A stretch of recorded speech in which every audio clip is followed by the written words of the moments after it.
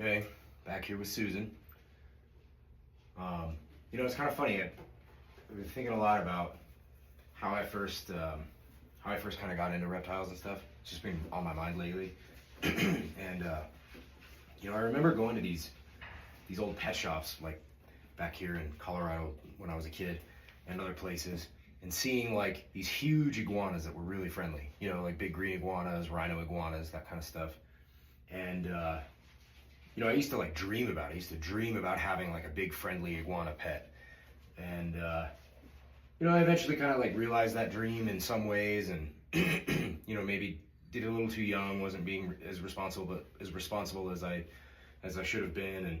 And so sometimes it didn't, in the past it didn't really work out the same way that I would have liked. But now that it's getting to a point where things are a little bit more stable in some ways in my life, it's nice to have these San Esteban Island iguanas, because they're kind of like reminding me of like why I got into this stuff in the first place and what I enjoy so much about keeping reptiles.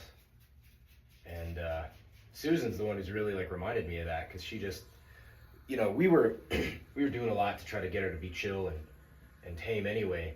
But then when she started like leaping out of the cage onto our shoulders and onto my face and stuff like that, just to hang out when we would come around and do regular maintenance, it just kind of changed.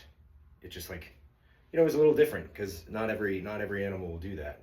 Not at first anyway. Like sometimes it takes them a long time, which is fine. Like they all can get really mellow. It was just, she did it so quickly. It was just so readily like, hey, no problem, let's hang out. It was so cool. So it's fun to see them turn into nice little companions. I think she mostly wants to go back. Doesn't want to hang out today, which is fine.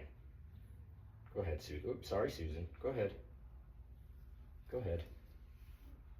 Yeah. Nice. I gotta clean the glass, I know. I hate cleaning glass.